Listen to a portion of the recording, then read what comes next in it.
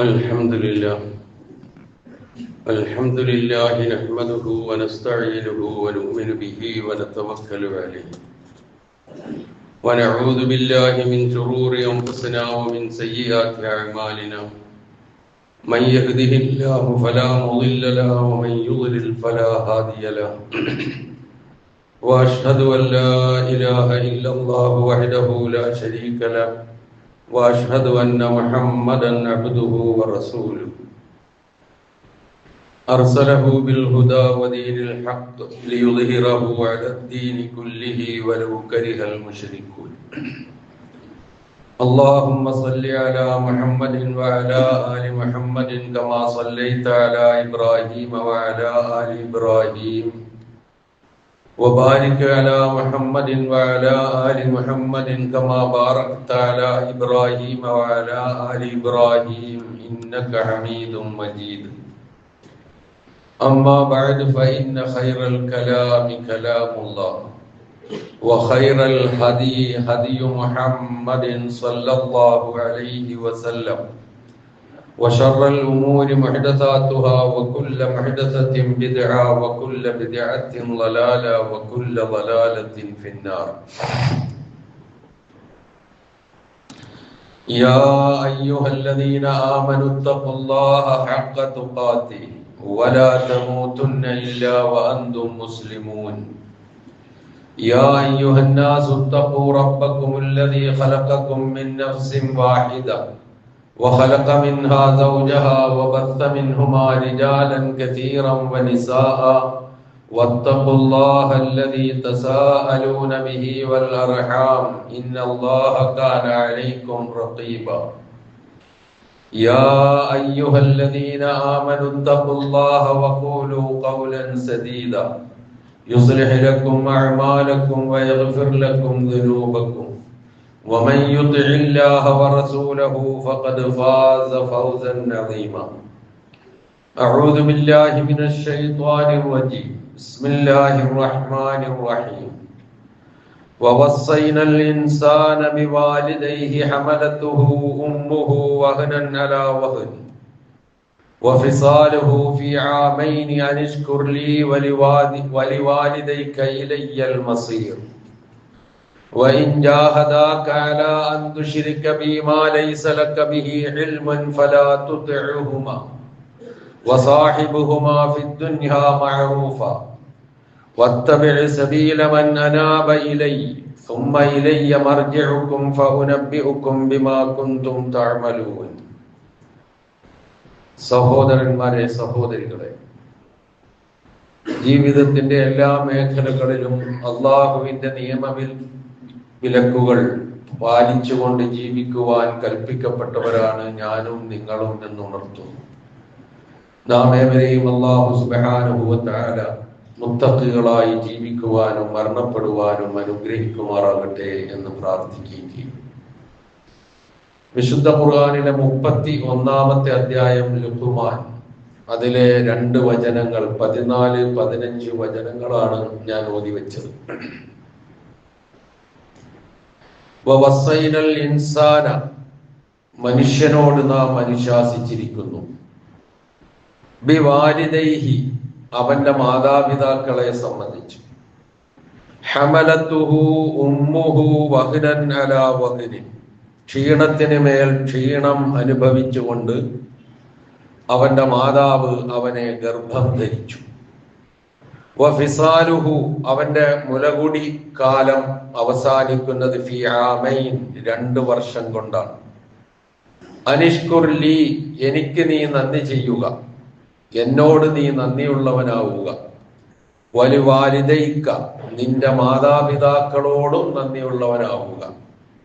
ഇലയ്യൽ മസീർ, എന്നിലേക്കാകുന്നു മടക്കം. വഇൻ ജാഹദാക, നിന്റെ മാതാപിതാക്കൾ നിന്നോട് നിർബന്ധിച്ചാൽ, അലാ അൻ തുശ്രിക ബി മാ ലൈസ ലക ബിഹി ഇൽമുൻ, നിനക്ക് യാതൊരു അറിവുമില്ലാത്തവയെ എന്നോട് പങ്കു ചേർക്കാൻ, ശിർക്ക് ചെയ്യാൻ നിന്റെ മാതാപിതാക്കൾ നിന്നോട് കൽപ്പിച്ചാൽ, ഫലാ തുതിഉഹുമാ, അത് അവർ പറയുന്നത് നീ അനുസരിക്കരുത്. അവർ രണ്ടുപേരെയും അക്കാര്യത്തിൽ നീ അനുസരിക്കരുത്.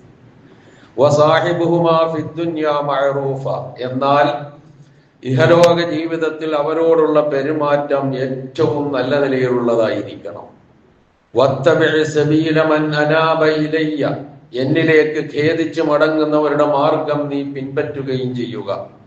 ഇലയ്യ മർജിഉക്കും, നിങ്ങളുടെ എല്ലാവരുടെയും മടക്കം എന്നിലേക്കാണ്. ഫഉനബ്ബിഉക്കും, നിങ്ങൾക്ക് ഞാൻ പറഞ്ഞു തരും, വിവരിച്ചു തരും. ബിമാ കുന്തും തഅമലൂൻ, നിങ്ങൾ എന്തൊക്കെയാണ് ഇവിടെ പ്രവർത്തിച്ചു കൂട്ടിയത് എന്ന് നിങ്ങൾക്ക് ഞാൻ പറഞ്ഞു തരും. ഇതാണ് ഈ 2 വചനങ്ങളുടെ സാരം.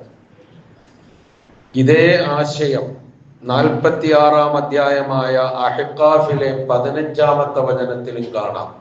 വാക്കുകളുടെ വ്യത്യാസങ്ങളുണ്ട്, ആശയം ഒന്ന് തന്നെ. വവസ്സൈനൽ ഇൻസാന, മനുഷ്യനോട് നാം അനുശാസിച്ചിരിക്കുന്നു. ബിവാലിദൈഹി ഇഹ്സാന, അവിടെ ഒന്നുകൂടി കാര്യം ക്ലിയറായി പറയുന്നുണ്ട്. മാതാപിതാക്കളോട് നല്ല നിലയിൽ പെരുമാറണമെന്ന് നാം കൽപ്പിച്ചിരിക്കുന്നു.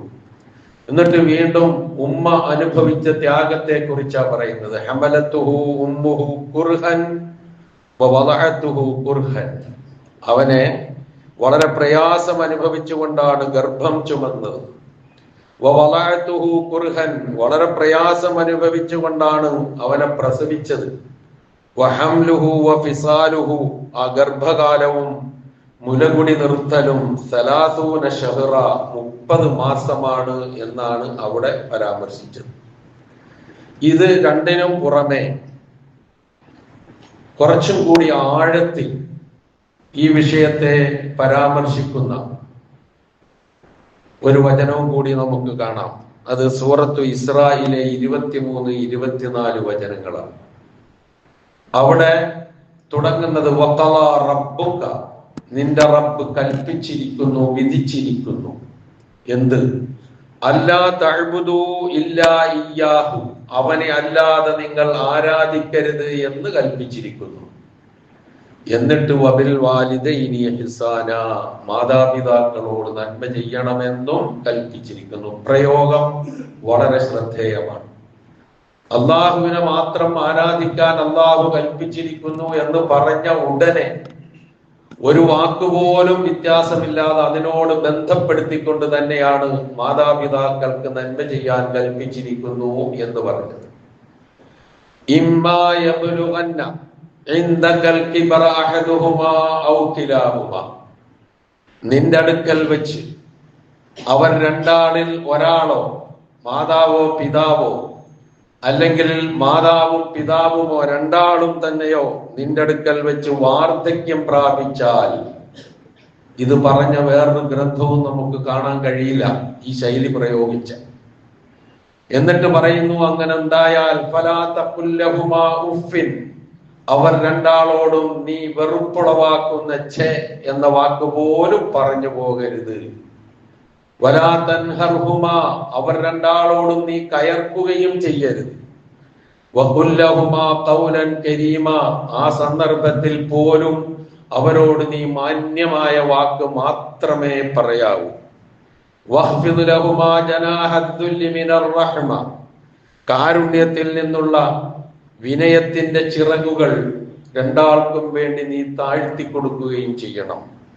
വഖുൽ, നീ പറയണം, റബ്ബിർഹംഹുമാ കമാ റബ്ബയാനി സഗീറ, ചെറുപ്പത്തിൽ എന്റെ മാതാപിതാക്കൾ എന്നെ വളർത്തിയതിന് തുല്യമായ അതുപോലെയുള്ള കാരുണ്യം അവർക്ക് രണ്ടാൾക്കും നീ ചൊരിഞ്ഞു കൊടുക്കണമേ നാഥ എന്ന് നീ പ്രാർത്ഥിക്കുകയും ചെയ്യുക, പറയുകയും ചെയ്യുക. ഈ 3 വചനങ്ങൾ നമ്മളുടെ ശ്രദ്ധ എന്തിലേക്കാണ് കൊണ്ടുപോകുന്നത് എന്ന് വിശദീകരിക്കേണ്ട ആവശ്യമില്ല. മാതാപിതാക്കളോടുള്ള പെരുമാറ്റത്തെ സംബന്ധിച്ചാൽ 3 തരത്തിലുമാണ് അല്ലാഹു പ്രയോഗിച്ചിട്ടുള്ളത്. അതിൽ സൂറത്തുൽ ഇസ്രായിലെ വചനമാണെങ്കിൽ അവർ വാർദ്ധക്യത്തിലെത്തിയാൽ ശ്രദ്ധിക്കേണ്ട കാര്യമാണ് പ്രത്യേകിച്ച് എടുത്തു പറയുന്നത്. അതിന് കാരണമുണ്ട്. കാരണം മാതാപിതാക്കൾ ആരോഗ്യമുള്ള സന്ദർഭത്തിൽ അവരെ അനുസരിക്കുകയും അവർ പറയുന്നത് കേൾക്കുകയും അവരോട് ഒട്ടിച്ചേർന്ന് നിൽക്കുകയും ചെയ്തിട്ടില്ലെങ്കിൽ ഉണ്ടാകാവുന്ന ഭവിഷ്യത്തുകൾ മനസ്സിലാക്കാൻ കഴിയും. എന്നാൽ അവർ വാർദ്ധക്യത്തിലെത്തി, ഒന്നിനും കഴിവില്ല, ശയ്യാവലംബികളാണ്. ഒന്നെഴുന്നേക്കണമെങ്കിൽ ആരുടെയെങ്കിലും ഒരു കൈ സഹായം വേണം. ഒരിറ്റു വെള്ളം കുടിക്കണമെങ്കിൽ ആരെങ്കിലും സഹായിക്കണം.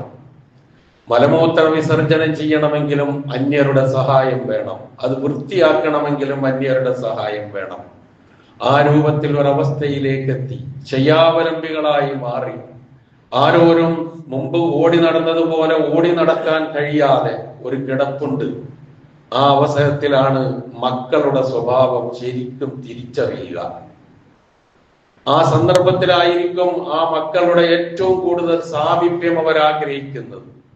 ആ സന്ദർഭത്തിലാണ് ഒട്ടും അവരോട് നാം അടുക്കാതിരിക്കുന്നത്. പ്രിയമുള്ളവരെ, മാതാപിതാക്കൾ വാർദ്ധക്യത്തിലെത്തി അങ്ങനെ കിടക്കുന്ന ആരെങ്കിലും ഉണ്ടെങ്കിൽ നിങ്ങൾ മാറ്റി ചിന്തിച്ചേ പറ്റൂ.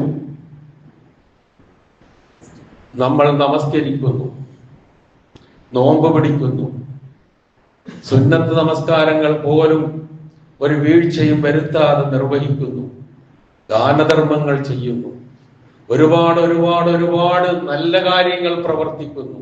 പക്ഷേ വാർദ്ധക്യത്തിലെത്തി എഴുന്നേൽക്കാൻ കഴിയാതെ ആരുടെയെങ്കിലും സഹായം പ്രതീക്ഷിച്ച് കിടക്കുന്ന മാതാവിന്റെ അടുക്കൽ ഒന്ന് പോയിരിക്കാൻ, വാപ്പയുടെ അടുക്കൽ ഒന്ന് പോയിരിക്കാൻ, ആ കൈയൊന്ന് പിടിച്ച് തലോടാൻ, ആ തലയിലൊന്ന് കൈയോടിക്കാൻ, ആ മുഖത്തൊന്ന് പുഞ്ചിരിയോടുകൂടി നോക്കാൻ, ഒരുപാട് വിഷമത്തോടുകൂടി കിടക്കുമ്പോൾ ആ സാമീപ്യം അവരാഗ്രഹിക്കുന്നുണ്ട്. ഞാൻ എത്ര കഷ്ടപ്പെട്ടാണ് എൻ്റെ മക്കളെ ഞാൻ വളർത്തിയത്, അത് അവരുടെ ബാധ്യതയാണ് വളർത്തൽ എന്ന് ചിലപ്പോൾ ഞാനും നിങ്ങളും പറഞ്ഞേക്കാം. ശരിയാണ്, അവരുടെ ബാധ്യതയാണ് വളർത്തൽ. പക്ഷെ ആ കഷ്ടപ്പെട്ട് വളർത്തി വലുതാക്കി വിദ്യാഭ്യാസം നൽകി, അവർ പട്ടിണി കിടന്ന് നമ്മളെ ഊട്ടി, അവർ നല്ല വസ്ത്രങ്ങൾ ധരിക്കാതെ നമ്മളെ നല്ല വസ്ത്രങ്ങൾ ധരിപ്പിച്ചു, അവർ ഒരുപാട് രോഗങ്ങൾ ഇരയായി നമുക്ക് രോഗം വരാതെ കാത്തു സൂക്ഷിച്ചു, അവർ ഉറങ്ങാതെ നമ്മളെ ഉറക്കി. ആ രൂപത്തിലൊക്കെ നമുക്ക് വേണ്ടി പ്രവർത്തിച്ച മാതാപിതാക്കൾ എൻ്റെ മകന്റെ അല്ലെങ്കിൽ എൻ്റെ മകളുടെ ഒരു സാമീപ്യം എനിക്ക് കിട്ടിയിരുന്നെങ്കിൽ എന്ന് അങ്ങേയറ്റം ആഗ്രഹിക്കുന്ന സമയത്ത് ജോലി തിരക്കും ബിസിനസ്സും കച്ചവടവും തൊഴിലും ഔദ്യോഗിക രംഗങ്ങളും നാം ഇടപെടുന്ന കാര്യങ്ങളും ഒക്കെ പറഞ്ഞുകൊണ്ട് എനിക്ക് പോയിരിക്കാൻ നേരമില്ല എന്ന് ഏതെങ്കിലും ഒരു മകനോ മകളോ പറയുന്നുണ്ട് എങ്കിൽ അവർക്ക് വലിയ തെറ്റുപറ്റിയിരിക്കുന്നു. സമയമില്ലെങ്കിൽ സമയം ഉണ്ടാക്കി പോയിരിക്കണം. എന്നിട്ട് ഉമ്മ എന്നൊന്ന് വിളിക്കണം, ഉപ്പ എന്നൊന്ന് വിളിക്കണം. ആ വിളിക്ക് വലിയ അർത്ഥമുണ്ട്, വലിയ ആശ്വാസമുണ്ട്. വല്ലാത്ത ആശ്വാസമായിരിക്കും അത് നൽകുക. എങ്ങനുണ്ടുമ്മ ഇപ്പോൾ, എങ്ങനുണ്ട് ഉപ്പ ഇപ്പോൾ എന്ന് ചോദിക്കാൻ നമുക്ക് കഴിയണം. ഒന്നും ചെയ്തു കൊടുക്കാൻ കഴിഞ്ഞില്ലെങ്കിലും ഒന്ന് അടുത്തു പോയിരിക്കാൻ ഒരല്പസമയം ഒരു ദിവസം കണ്ടെത്താൻ എനിക്കും നിങ്ങൾക്കും ഇല്ലെങ്കിൽ പിന്നെ നമ്മളെന്ത് മക്കളാ? ഖുർആൻ നമ്മളോടാ പറഞ്ഞത്, നമ്മളോടാ പറഞ്ഞത്,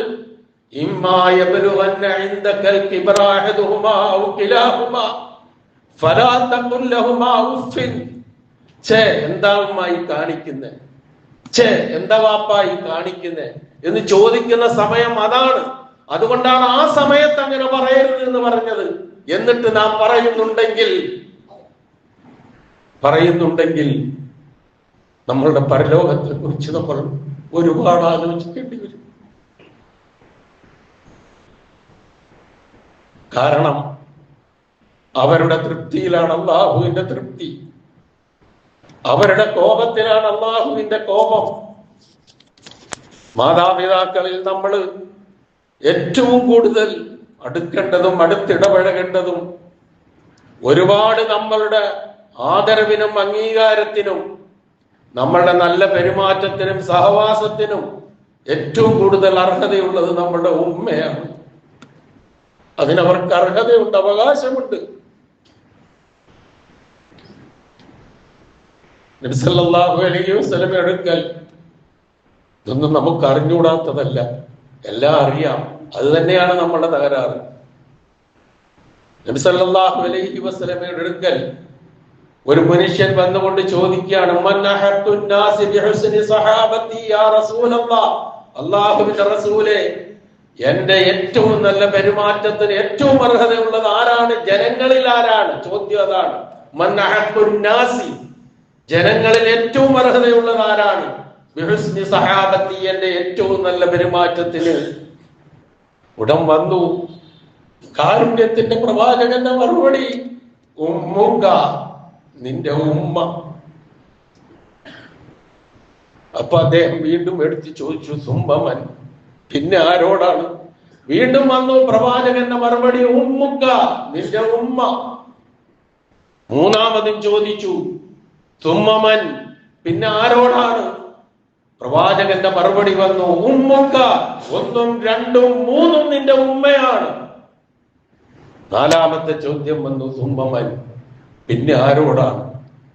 അപ്പൊ പറഞ്ഞു, അബൂക, നിന്റെ വാപ്പ. കാരണം വാപ്പയ്ക്ക് ഉമ്മയ്ക്ക് അർഹതയുള്ള 3 കാര്യങ്ങൾ വാപ്പയ്ക്കില്ല. അതുകൊണ്ടാണ് ഉമ്മയ്ക്ക് ആ 3 പദവിയും കൊടുത്തത്. ഗർഭം ചുമക്കുക, പ്രസവിക്കുക, പാലൂറ്റി വളർത്തുക. ഏത് കൊമ്പനായ വാപ്പയാണെങ്കിലും ഇത് 3 ഉണ്ടാകില്ല. ഇത് 3 വളരെ നിസ്സാര എന്ന് കരുതുന്ന, അല്ലെങ്കിൽ നമ്മുടെയൊക്കെ വീക്ഷണത്തിൽ ഒന്നുമല്ല എന്ന് കരുതുന്ന നമ്മളുടെ മാതാവിന് മാത്രമേ ഉള്ളൂ. അതുകൊണ്ടാണ് 1, 2, 3 സ്ഥാനം ഉമ്മക്ക് കൊടുക്കാൻ പറഞ്ഞത്. അതായിരിക്കണം ഉമ്മയോടുള്ള പെരുമാറ്റം. അപ്പൊ ഉമ്മ ശയ്യാവലംബിയായി കിടന്നാലോ നമ്മൾ പറയും, എനിക്ക് തിരക്കാണ്. ഇപ്പൊ ചില ആൾക്കാർ എന്താ ചെയ്യാം, വല്ല വൃദ്ധസദനത്തിലേക്കും തള്ളിയിട്ടിട്ട് എത്ര പൈസയാണോ ഓരോ മാസവും അയക്കേണ്ടത് കൃത്യമായി അങ്ങോട്ട് അയക്കും. മറ്റു ചിലരാണെങ്കിൽ കുറച്ചുകൂടി സിമ്പതി കാണിക്കും. എന്താണ് ആ സിമ്പതി? എനിക്ക് നേരമില്ല, അതുകൊണ്ട് ഞാനൊരാളെ ഏൽപ്പിക്കുക. കുറ്റപ്പെടുത്തുന്നില്ല, ഞാനൊരാളെ ഏൽപ്പിക്കുക, ഏൽപ്പിച്ചോ, അവര് നോക്കട്ടെ. പക്ഷേ അപ്പോഴും ഒന്ന് പോകണം. ഞാനൊരാളെ ഏൽപ്പിച്ചിട്ടുണ്ടല്ലോ, അതുകൊണ്ടെല്ലാം ആയി എന്ന് പറഞ്ഞ് ഞാൻ അകന്നു കിടക്കലല്ല വേണ്ടത്. അപ്പോഴും ഞാൻ പോകണം, പോയി അടുത്തിരിക്കണം, സംസാരിക്കണം, മറുപടി കിട്ടുമെങ്കിൽ കേൾക്കണം, സലാം പറയണം, അടുത്തിരുന്ന് പ്രാർത്ഥിക്കണം. അതൊക്കെ വലിയ ആശ്വാസമാണ് ആ ഉമ്മക്ക് അല്ലെങ്കിൽ ഉപ്പക്ക് നൽകുക. ഇതില്ലാതെ പിന്നെ എന്തൊരു ജീവിതം പ്രിയമുള്ളവരെ നമുക്ക്. നബി സല്ലല്ലാഹു അലൈഹി വസല്ലമയുടെ വചനങ്ങൾ ഇത്തിരി ഗൗരവമാണ്. റഹിമ അൻഫുൻ സുമ്മ റഹിമ അൻഫുൻ സുമ്മ റഹിമ അൻഫുൻ. നാശം, നാശം, നാശം. എന്നിട്ട് പറയാണ്, ആർക്കാണ് നാശം? മൻ അദ്റക അബവൈഹി ഇൻദൽ കിബരി അഹദഹുമാ ഔ കിലൈഹിമാ ഫലം യദ്ഖുലിൽ ജന്ന. മാതാപിതാക്കൾ 2 ആളുമോ, 2ൽ ഏതെങ്കിലും ഒരാളോ ആ വാർദ്ധക്യത്തിന്റെ സന്ദർഭത്തിൽ തന്റെ അടുക്കൽ കിട്ടിയിട്ട് അവർക്ക് വേണ്ട ഒത്താശകളും പരിചരണങ്ങളും ചെയ്തു കൊടുത്തിട്ട് സ്വർഗം നേടാൻ കഴിയാത്തവന് നാശം. ആ ഗുരുതരമായ പ്രാർത്ഥനയിൽ നമ്മൾ പെടണമോ സഹോദരി സഹോദര? എല്ലാത്തിനും നമുക്ക് സമയമുണ്ട്. അതാണ് ഇന്ന് നമ്മളൊക്കെ വളർന്നിരിക്കുന്ന നമ്മൾ തന്നെ ചെയ്യുന്നതെങ്കിൽ ഇപ്പോഴത്തെ തലമുറയ്ക്ക് പിന്നെ കൊല്ലുന്നതിന് വല്ല ബുദ്ധിമുട്ടുണ്ടാവും. ഇപ്പൊ ഏറ്റവും കൂടുതൽ നടക്കുന്ന ഒരു ചർച്ച അതല്ലേ ഈ സമൂഹത്തിൽ? മഹല്ലുകൾ എന്ത് വേണം, ഈ സമുദായത്തിലെ സംഘടനകൾ എന്ത് വേണം, ചർച്ച നടക്കുകയാണ് സമൂഹത്തില്. എന്തേ കാരണം? ഒരു മകൻ മസ്തിഷ്ക രോഗം ബാധിച്ചു, ചികിത്സയിൽ കഴിയുന്ന ഉമ്മയെ കൊടുവാള് കൊണ്ട് ഒരുപാട് വെട്ടി അങ്ങോട്ട് കൊന്ന്.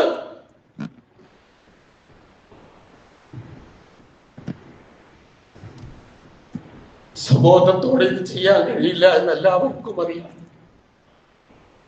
സ്വബോധത്തോടെ ചെയ്യാൻ കഴിയില്ല. അപ്പൊ ലഹരി ബാധിതനാണത്രേ. 52 വയസ്സുള്ള ഉമ്മയെ 25 വയസ്സുള്ള മകനാണ് ഈ വെട്ടിക്കൊന്നത്. കൊടുവാള് കൊണ്ട് ഒരു വെട്ടല്ല, അനവധി വെട്ടുകൾ വെട്ടി. എന്നിട്ട് വല്ല നഷ്ടബോധമുണ്ടോ? വല്ല പ്രയാസവും ഉണ്ടോ? ഒരു ബുദ്ധിമുട്ടും ഇല്ലല്ലോ. എന്നെ ജനിപ്പിച്ചതിനുള്ള ശിക്ഷ ഞാൻ കൊടുത്തതാണ് എന്നാണ് പറഞ്ഞത്. ഒന്ന് ആലോചിച്ച് നോക്കിയ വാക്കുകളൊക്കെ. സത്യത്തിൽ ഈ മകന്റെ പരിചരണം ഏറ്റവും കൂടുതൽ ആവശ്യമുള്ള സമയം, എന്നിട്ട് പോലും സ്വന്തം സഹോദരിയുടെ വീട്ടിലാണ് വിശ്രമിക്കുന്നത്. അവിടെ ചെന്നിട്ടാണ് ഈ കൊടുംപാതകം ചെയ്തത്. ആലോചിച്ചു നോക്കും. അവിടെ ചെന്നിട്ടാണ് ഇത് ചെയ്തത്. ഡി അഡിക്ഷൻ സെന്ററിലൊക്കെ ആയിരുന്നു അത്രേ. ലഹരിയുടെയും മയക്കുമരുന്നിന്റെയും കാര്യം വിശദീകരിക്കേണ്ട ആവശ്യമില്ല. വല്ലാത്ത ഒരു ദുസ്ഥിതിയിലേക്കാണ് പോയിക്കൊണ്ടിരിക്കുന്നത്. നമ്മളുടെയൊക്കെ വീടകങ്ങളിലും ഉണ്ട് പ്രിയമുള്ളവരെ, സൂക്ഷിച്ചോളി. നമ്മളൊക്കെ അറിയില്ല. കാരണം ഇവിടുത്തെ എക്സൈസിന്റെ കണക്കനുസരിച്ച് 17 വയസ്സിന് താഴെയുള്ള 70% കുട്ടികൾ, 17 വയസ്സിന് താഴെയുള്ള 70% കുട്ടികൾ ലഹരി നുണയുന്നുണ്ട് എന്നാണ്, അത് രുചിച്ചു നോക്കുന്നുണ്ട് എന്നാണ്, പിന്നെ അതിന്റെ അഡിക്റ്റുകളായി മാറുന്നു എന്നാണ്. ലഹരി കയറിക്കഴിഞ്ഞാൽ പിന്നെ ചെയ്യുന്നത് എന്താണ്, പറയുന്നത് എന്താണ്? ഉമ്മയില്ല, പെങ്ങളില്ല, ആരുമില്ല. അതാണ് അതിന്റെ സ്വഭാവം. അതായതുകൊണ്ടാണ് ഈ രൂപത്തിൽ അതിനെ വിലയിരുത്തിയിരുത്തിക്കൊണ്ടു പോകുന്നത്. ഒന്ന് ആലോചിച്ചു നോക്കൂ.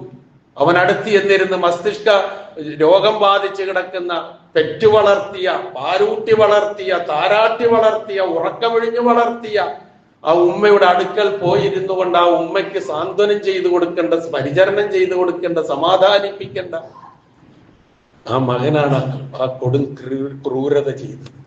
ക്രൂരത എന്ന് പറഞ്ഞാൽ ആ വാക്ക് അതിനൊന്നുമല്ല. ആലോചിച്ചു നോക്കുന്നത്.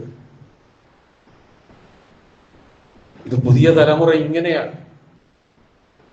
മാതാപിതാക്കളോടുള്ള ബാധ്യതയൊന്നും ഇല്ല, ബന്ധങ്ങളൊന്നും ഇല്ല. ഉപ്പക്കും ഉമ്മയ്ക്കും ഒരവസരത്തിൽ തോന്നിയ സന്തോഷത്തിന്റെ ഫലമാണ് അതിന് ഞാൻ എന്തിനാ അവരോട് ബാധ്യത നിറവേറ്റേണ്ടത് എന്ന് ചിന്തിക്കുന്ന പുതിയ തലമുറ.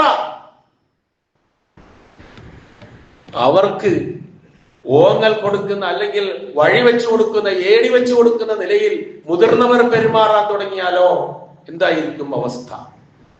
ഗൗരവമുണ്ട് ഈ വിഷയം. നമ്മുടെ ഇഹപരലോ സൗഭാഗ്യം നിർണയിക്കുന്നതിൽ വലിയ പങ്കുള്ളതാണ് എന്ന് നാം തിരിച്ചറിയുക. മാതാപിതാക്കളെ വാക്കുകൊണ്ടോ പ്രവൃത്തി കൊണ്ടോ ദ്രോഹിക്കൽ, കൊല്ലല പിന്നല്ലേ, വാക്കുകൊണ്ടോ പ്രവൃത്തി കൊണ്ടോ ദ്രോഹിക്കൽ ഉഖൂഖുൽ വാലിദൈൻ എന്നാണ് അതിന് അറബി പറയുക. മാതാപിതാക്കളെ ദ്രോഹിക്കൽ അത് വൻപാപങ്ങളിൽ പെട്ടതാണ്. ആർക്ക് പാപം? എന്ത് പാപം? ഒരു പാപവും ഇല്ല ഇവിടെ. ഉദ്ദേശിക്കുന്നത് ചെയ്യുക. എന്റെ ശരീരം, എന്റെ സ്വാതന്ത്ര്യം, എന്ത് ചെയ്യണമെന്ന് ഞാനാണ് തീരുമാനിക്കുക, അത് പറയാൻ നിങ്ങൾക്ക് എന്ത് അവകാശം എന്ന് ചോദിക്കുന്ന പുതിയ തലമുറ പരാജയപ്പെടുകയാണ്. നമ്മളൊക്കെ പരാജയപ്പെടുകയാണ്. വലിയ വലിയ വില കൊടുക്കേണ്ടി വരും ഈ പോക്ക് മുന്നോട്ട് പോയാൽ. ലഹരിയുടെ പോക്ക്. അത് കുടിക്കുന്നവർ, അത് ഉപയോഗിക്കുന്നവർ, അത് ഉപയോഗിപ്പിക്കുന്നവർ, വെറും മയക്കുമരുന്നും അതുപോലെ തന്നെ മയക്കുമരുന്നുകളെ കുറിച്ച് മാത്രം പറഞ്ഞ് ബാക്കിയുള്ളതൊക്കെ ആകാമെന്നല്ല ഈ പറയുന്നതിന് അർത്ഥം. മുട്ടിന് വെച്ചു കൊടുക്ക്, മുട്ടിന് തുറന്നു കൊടുക്ക്, ഇഷ്ടം പോലെ വാരിക്കോരി കൊടുക്ക്. എന്നിട്ട് ലഹരിക്കെതിരെ പ്രസംഗിക്ക്, എന്നിട്ട് ലഹരിക്കെതിരെ എഴുത്, എന്നിട്ട് ലഹരിക്കെതിരെ ബോധവൽക്കരണം നടത്ത്. എമ്പാടും കിട്ടുക കോടിക്കണക്കിന് രൂപയുടെ ലഹരി മരുന്നുകൾ, രാസലഹരികൾ വളരെ ഈസിയായി വിറ്റഴിക്കപ്പെടുന്നു. എവിടെ ഇവിടുത്തെ ഭരണാധികാരികൾ? ഇവിടുത്തെ പോലീസും ഇതിന് അഡിക്റ്റായി മാറുന്നവർ, ഡോക്ടർമാർ, എഞ്ചിനീയർമാർ. നിങ്ങൾ ആലോചിച്ച് നോക്ക്. ഡോക്ടർമാരെ കുറിച്ചുള്ള കണക്കാണ് ഇപ്പൊ വന്നുകൊണ്ടിരിക്കുന്നത്. ഇത് ഉപയോഗിക്കുന്നവർ, അവരുടെ മുമ്പിലേക്കാണ് ഒരു രോഗി ചെല്ലുന്നത്. ആ രോഗിയാണ് ആ ഡോക്ടർമാർ ഓപ്പറേഷൻ നടത്തുന്നത്. നല്ലവരെ ഞാൻ മാറ്റി നിർത്തിക്കൊണ്ടാണ് കേട്ടോ ഞാൻ സംസാരിക്കുന്നത്. നല്ലവരില്ല എന്നൊന്നും എനിക്ക് അഭിപ്രായമില്ല. നല്ലവരുണ്ട്, എല്ലാത്തിലുമുണ്ട് നല്ലവർ. പക്ഷെ ഈ രൂപത്തിൽ പോയാൽ, ഇങ്ങനെയുള്ള ഡോക്ടർമാരുടെ മുൻപിലേക്ക് ഒരു രോഗിയെ ഓപ്പറേഷന് കൊണ്ടുപോയി കൊടുത്താൽ കത്തി ഉള്ളിൽ വെച്ചില്ലെങ്കിലേ അത്ഭുതമുള്ളൂ. കാരണം അവന് ബോധമില്ലല്ലോ. ഒരുപാട് ചിന്തിക്കേണ്ടതുണ്ട്. സമൂഹം ഒരുപാട് ഉയർന്നാലോചിക്കേണ്ടതുണ്ട്. എനിക്ക് വലിയ അപകടമാണ്, വലിയ വലിയ അപകടമാണ്. ഇപ്പൊ നമ്മളിപ്പോ ഇത് ഒരുപാട് ചർച്ച ചെയ്യുന്നത് ഈ ഒരു സംഭവം കൊണ്ട്. ഇതുപോലുള്ള സംഭവങ്ങൾ മുമ്പും വന്നിട്ടുണ്ട്, ഇത് പുതിയതൊന്നുമല്ല.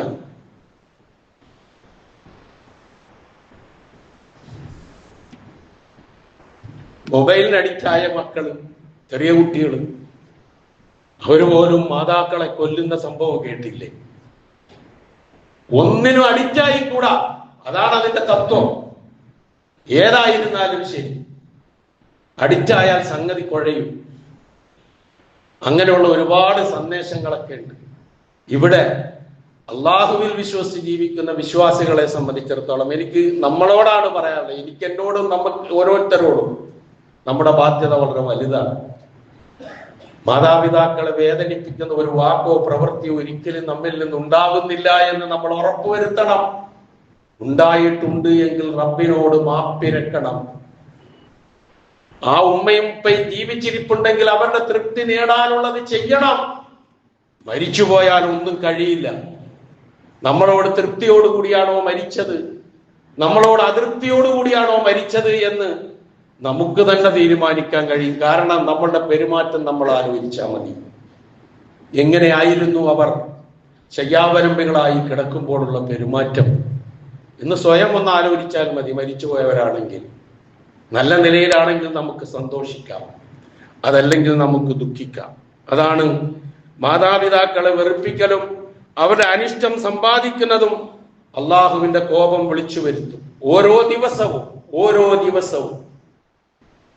നബി സല്ലല്ലാഹു അലൈഹി വസല്ലമയുടെ ഒരു വചനത്തിന്റെ സാരം പറയാം. ഒരു മനുഷ്യൻ അള്ളാഹുവിനെ അനുസരിച്ചുകൊണ്ട് മാതാപിതാക്കളോടുള്ള കടമ യഥാവിധി നിറവേറ്റിക്കൊണ്ട് ഒരു മനുഷ്യൻ നേരം വെളുത്തു കഴിഞ്ഞാൽ മാതാപിതാക്കൾ രണ്ടാളുമുണ്ട്, രണ്ടാളിനോടും ആ രൂപത്തിൽ ചെയ്യുകയാണ് എങ്കിൽ, നല്ല നിലയിൽ വർദ്ധിക്കുകയാണ് എങ്കിൽ, അസ്ബഹലഹു ബാബാനി മഫ്തൂഹാനി മിനൽ ജന്ന, സ്വർഗത്തിൽ നിന്നുള്ള 2 കവാടങ്ങൾ ഓരോ ദിവസവും അവന് വേണ്ടി തുറക്കപ്പെടും. ആർക്ക്? മാതാപിതാക്കളോട് നല്ല നിലയിൽ പെരുമാറുന്നവർ, പ്രത്യേകിച്ച് വാർദ്ധക്യത്തിലെത്തി ഒന്നിനും കഴിയാതെ കിടക്കുന്നവരോട് പ്രത്യേകിച്ച് ഞാൻ അടിവരയിടുക. കാരണം ഖുർആൻ അങ്ങനെയാ പറഞ്ഞത്, ഇമ്മാ യബ്ലുഗന്ന ഇൻദകൽ കിബ്റ അഹദുഹുമാ ഔ കിലാഹുമാ ഫലാ തഖുൽ ലഹുമാ ഉഫ് വലാ തൻഹർഹുമാ, അവരോട് കയർക്കരുത് എന്ന് പറഞ്ഞു. അപ്പോഴേ നടക്കുക. ആരോഗ്യമുള്ളപ്പോ കയർക്കാൻ ചെന്ന വിവരം അറിയും മാതാപിതാക്കളുടെ അടുക്കലേക്ക്. ആരോഗ്യം ക്ഷയിച്ചവർ കിടപ്പിലായി കഴിയുമ്പോൾ എന്തും പറയാൻ ചെയ്യാം. കാരണം ഒരു പക്ഷേ ഇവന്റെ ഏറ്റവും വലിയ എന്താ പറയാ, ഇവന്റെ കാരുണ്യത്തിലായിരിക്കും അവർ ജീവിച്ചുകൊണ്ടിരിക്കുന്നു. മിണ്ടാൻ പോലും പറ്റൂല ചിലപ്പോൾ. ഇതൊക്കെ അനുഭവിച്ചറിയുന്നവരല്ലേ നമ്മൾ വീടുകളിൽ. എന്തിനാ ഞാൻ പറയുന്നത്, എന്തിനാ വിശദീകരിക്കുന്നത്? അങ്ങനെ ആയി മാറിക്കൊണ്ടിരിക്കുകയാണ് കാര്യങ്ങൾ. അതെ, ഇനി മാതാവും പിതാവും രണ്ടാളിൽ ഒരാളെ ഉള്ളുവെങ്കിൽ ഒരു കവാടം തുറന്നിടും അവരോട് നല്ല നിലയിലാണെങ്കിൽ. മറിച്ചാണെങ്കിലോ, മോശമായ നിലയിലാണ് പെരുമാറ്റമെങ്കിലോ, 2 പേരുമുണ്ട്, രണ്ടാളോടും മോശമായിട്ടാണ് പെരുമാറുന്നതെങ്കിലോ, നരകത്തിൽ നിന്നുള്ള 2 കവാടങ്ങൾ ഓരോ ദിവസവും അവന് വേണ്ടി തുറക്കപ്പെടും. ഒരാളെ ഉള്ളുവെങ്കിൽ ഒരു കവാടം തുറക്കപ്പെടും. ഇത് പ്രവാചക തിരുമേനി സല്ലല്ലാഹു അലൈഹി വസല്ലമ പറഞ്ഞപ്പോൾ ഒരു സഹാബി ആവർത്തിച്ചു ചോദിച്ചു, അള്ളാഹുവിന്റെ റസൂലെ, ഫഇൻ ലലമാഹു, ആ മാതാപിതാക്കളെ അവർ മാതാപിതാക്കൾ ഇവനെ ഉപദ്രവിച്ചാലോ എന്നാലും ഉണ്ടാവുമോ എന്നെടുത്തു ചോദിച്ചു. അപ്പോൾ നബി പറഞ്ഞു, ഉപദ്രവിച്ചാലും അവരോടുള്ള പെരുമാറ്റം നല്ല നിലയിലായിരിക്കണം എന്നാണ്. നമ്മൾ ഉപദ്രവിക്കുന്നില്ല, ഉപദ്രവിക്കാൻ അവർക്ക് കഴിയുന്നില്ല, അവർ കിടപ്പിലാണ്, കിടപ്പ് രോഗികളാണ്, എണീച്ചിരിക്കാൻ നിർവാഹമില്ല. അപ്പോഴാണ് നമ്മളൊന്നും ചെയ്യാത്തത്. ഒന്ന് ആലോചിച്ച് നോക്കിയാൽ നമുക്ക് നേരമില്ല. മറുപടി അതാ, നേരം ഉണ്ടാക്കിയിട്ടുണ്ട് നമ്മുടെ മാതാപിതാക്കൾ നമുക്ക് വേണ്ടി. നേരമുണ്ടാക്കിയാണ് നമ്മളെ വളർത്തിയത്, നേരമുണ്ടായിട്ടല്ല. ഒന്ന് തിരിഞ്ഞു നോക്കണം അപ്പുറത്തോക്ക്. അപ്പോഴാണ് ഇതിന്റെയൊക്കെ പൂർണ്ണമായ രൂപം നമുക്ക് മനസ്സിലാകുക. അതുകൊണ്ട് ഒരു സംഭവം ഉണ്ടാകുമ്പോൾ മാത്രമല്ല നമ്മൾ ഇതിനെക്കുറിച്ച് ചിന്തിക്കണം. നമ്മുടെ ജീവിതത്തിലുടനീളം മാതാപിതാക്കളോടുള്ള കടമയും കടപ്പാടും ഏറ്റവും നല്ല നിലയിൽ നിറവേറ്റിക്കൊണ്ട് ഖുർആൻ പറഞ്ഞതുപോലെ ഇഹ്സാന, അള്ളാഹുവിനെ മാത്രം ആരാധിക്കുക, മാതാപിതാക്കൾക്ക് നന്മ ചെയ്യുക എന്ന് പറഞ്ഞ ആ വാചകം, പ്രത്യേകിച്ച് വാർദ്ധക്യത്തിലെത്തിയാൽ ഏറ്റവും കൂടുതൽ അവരോട് മാന്യമായ പെരുമാറ്റം, അവരോട് വിനയത്തോടു കൂടിയുള്ള സമീപനം, അവർക്ക് വേണ്ടിയുള്ള പ്രാർത്ഥന തുടങ്ങിയിട്ടുള്ള കാര്യങ്ങളൊക്കെ ആ സൂറത്തുൽ ഇസ്രായിൽ എണ്ണി എണ്ണി പറഞ്ഞ ഓരോന്നും എപ്പോഴും മനസ്സിലുണ്ടാവുക. കാരണം ഇന്നത്തെ ചെറുപ്പക്കാരൻ നാളെ ഉപ്പയാകും ഉമ്മയാകും, ഇന്നത്തെ ചെറുപ്പക്കാരൻ ഉപ്പയാകും, ചെറുപ്പക്കാരി ഉമ്മയാകും. അപ്പൊ ആ നിലയിൽ വന്നു കഴിഞ്ഞ് അള്ളാഹു ആയുസ് നൽകിയാണെങ്കിൽ വാർദ്ധക്യത്തിലേക്ക് അവരും എത്തും. അങ്ങനെ എത്തിക്കഴിയുമ്പോൾ നമ്മുടെ മക്കളുടെ പെരുമാറ്റം നല്ല നിലയിലാകണമെങ്കിൽ നമ്മളുടെ പെരുമാറ്റം ആ രൂപത്തിലായിരിക്കണം. ഇതൊക്കെ നാം തിരിച്ചറിയുക. അള്ളാഹു സുബ്ഹാനഹു വ തആല മാതാപിതാക്കളോട് ഏറ്റവും നല്ല നിലയിൽ പെരുമാറി സ്വർഗം കരസ്ഥമാക്കുന്ന അവന്റെ ഇഷ്ടദാസന്മാരുടെ കൂട്ടത്തിൽ എന്നെയും നിങ്ങളെയും ഉൾപ്പെടുത്തുമാറാകട്ടെ.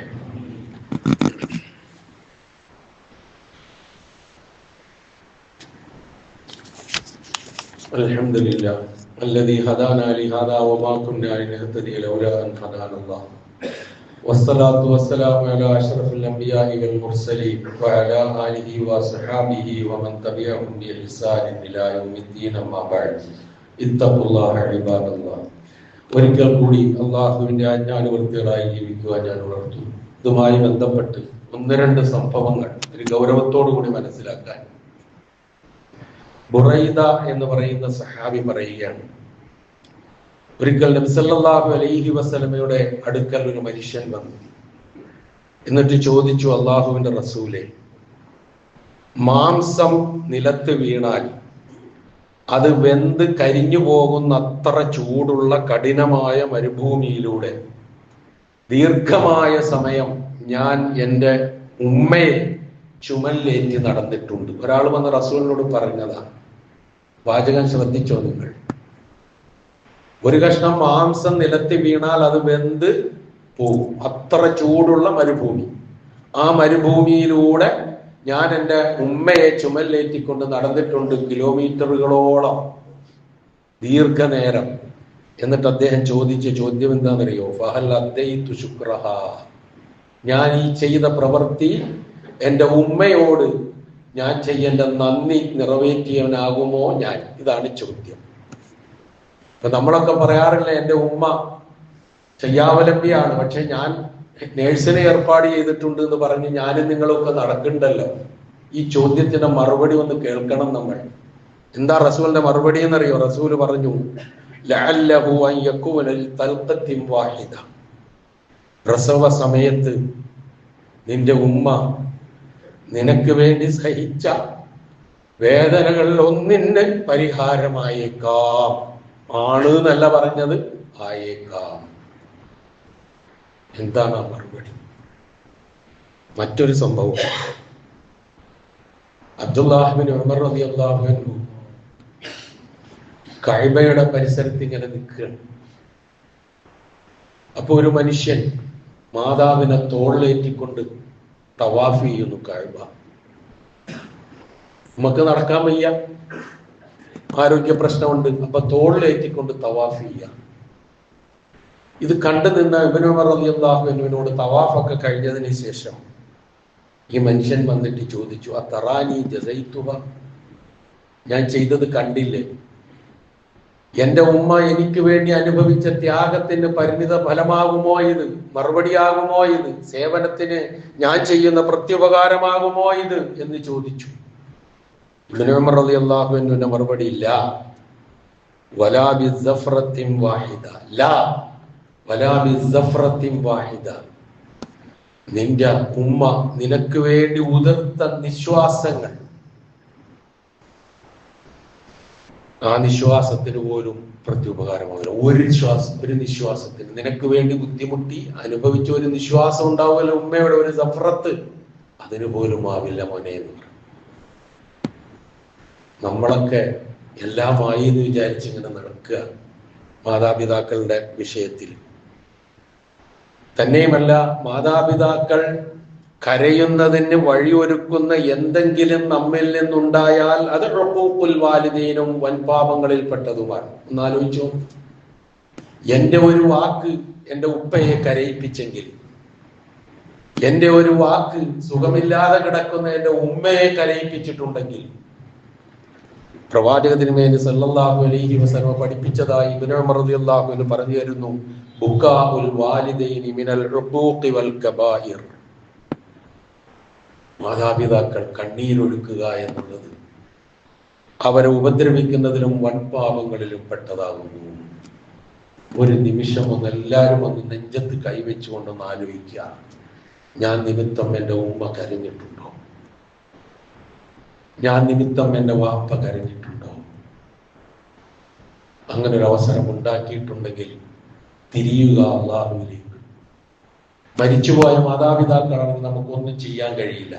ജീവിച്ചിരിക്കുന്നവരാണെങ്കിൽ അടുത്തു പോയിരിക്കും, എന്നിട്ട് സമാശ്വസിപ്പിക്ക്, നല്ല വാക്ക് പറയും, പ്രാർത്ഥിക്ക്, പരിഹാരമാകട്ടെ.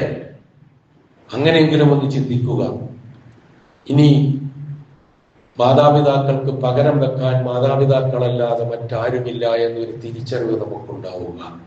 വളർന്നു വരുന്ന തലമുറ, പ്രത്യേകിച്ച് ഇന്നത്തെ പുതിയ തലമുറ വിശിഷ്യ, മാതാപിതാക്കളോടും മറ്റുള്ളവരോടുമുള്ള കടമകൾ യഥാവിധി മനസ്സിലാക്കിക്കൊണ്ടായിരിക്കട്ടെ അവരുടെ പ്രവർത്തനം. ആ നിലയിൽ അവരെ നയിക്കാൻ അവരുടെ മാതാപിതാക്കൾക്കും അവരുടെ ഗുരുനാഥന്മാർക്കും ഈ സമൂഹത്തിനും ഈ ഭരണകൂടത്തിനും ഒക്കെ കഴിയുമാറാകട്ടെ. അവിടെയാണ് എല്ലാവിധത്തിലുള്ള നന്മകളും കുടികൊള്ളുന്നത്. ഏതായിരുന്നാലും ഇത്തരത്തിലുള്ള സംഭവങ്ങൾ, ലഹരിക്കടിമപ്പെട്ട് ഉമ്മയെ വെട്ടിക്കൊന്ന മകനെ കുറിച്ച്, മുസ്ലിം നാമധാരിയെ കുറിച്ച് ഇനിയും കേൾക്കാൻ അവസരമുണ്ടാകാതെ ജീവിക്കാനുള്ള സാഹചര്യം അള്ളാഹു നമുക്കെല്ലാവർക്കും പ്രദാനം ചെയ്ത് തരുമാറാകട്ടെ.